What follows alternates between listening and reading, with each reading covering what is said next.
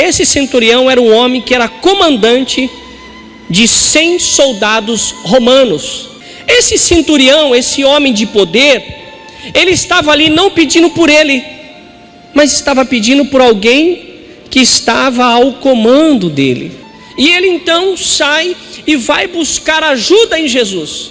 No momento que ele se apresenta a Jesus, ele já foi identificado. Talvez ele tenha ido fardado, ele já foi com as suas vestes ornamentado como um comandante. E ali olhou para a farda dele e falou assim: esse é centurião.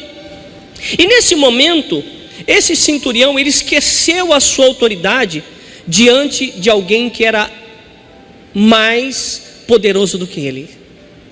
A autoridade que prevalece quando eu estou na frente de Jesus é a de Jesus, porque ali eu sou identificado. A palavra nos diz que nós devemos ser servos de Jesus. Em outras passagens ele diz: nós fazemos parte de um exército, na qual o general, o comandante é Jesus. Então eu passo a ser comandado, eu já passo a ser dirigido, porque quando eu entreguei a minha vida a Jesus, a minha vida deixou de ser minha, passou a ser de Jesus. Então é Ele que vai comandar. Mas ele era a primeira vez talvez que estava de frente a frente com Jesus. E o interessante é que ele não estava ali para pedir por ele. Para ele conquistar alguma coisa, um milagre, uma bênção de Jesus, ele teve que passar a ser servo do Senhor. A sua postura foi serva. E é a postura que eu e você temos que ter diante de Jesus, de servo.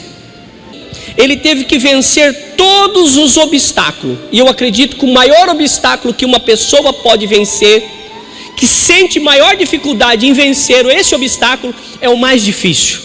E eu acredito que esse obstáculo também foi muito difícil para centurião. Vencer o eu.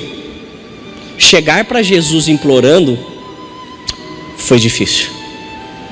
Chegar diante de uma autoridade, porque Jesus não andava sozinho, ele não chamou Jesus na particularidade, falou assim: ó, Jesus, faz favor um pouquinho, sai do meio, estou com vergonha de falar, vem aqui no cantinho.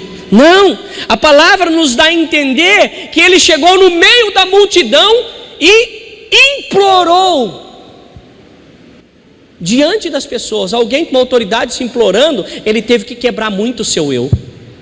O eu dele teve que ir a zero, para que Jesus pudesse ver ele, pudesse enxergar nele a fé. Então ele estava limpo de todos os sentimentos que poderiam existir, e ele implorou. E o interessante é que esse implorar não foi por ele, foi por um servo.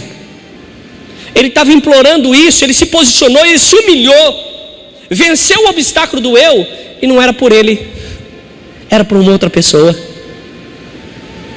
Isso chamou muito a atenção de Jesus, vindo de um romano.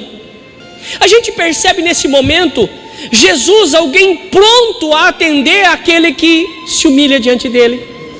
Mas ele, quando olhou para Jesus, falou assim: olha, se você disser uma palavra aqui, ele vai andar lá. E eu acredito que nesta noite, se você pensar naquilo que você precisa, eu creio que Deus pode te proporcionar isso para você. O Senhor não sabe o tamanho do meu problema. Não foi questionado isso pelo centurião, nem foi questionado isso por Jesus. Jesus não queria nem saber que tipo de enfermidade aquele rapaz tinha, aquele servo tinha.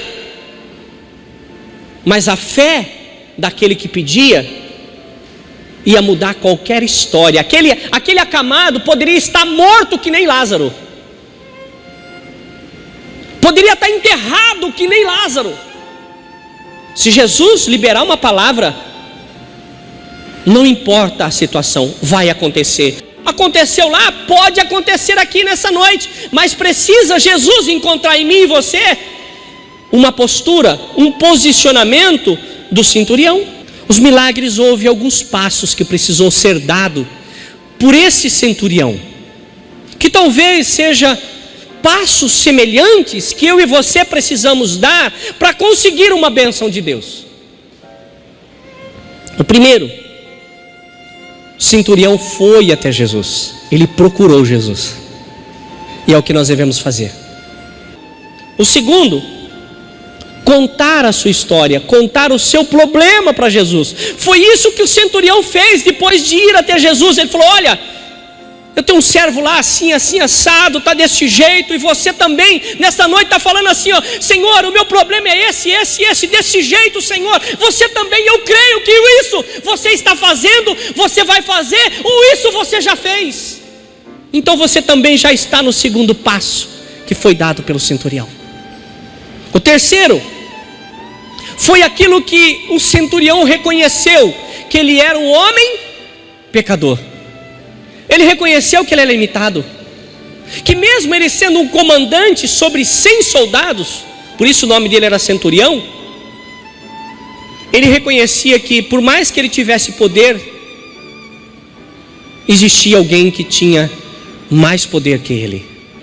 E o quarto e último, vem a consequência desses três primeiros. O Senhor fala para mim e para você: você foi reconhecido como alguém que merece um milagre. Toma o teu milagre. Toma o teu milagre. Recebe o teu milagre. Recebe o teu milagre. Pega o teu milagre e vai para lá na sua casa, que o milagre já aconteceu.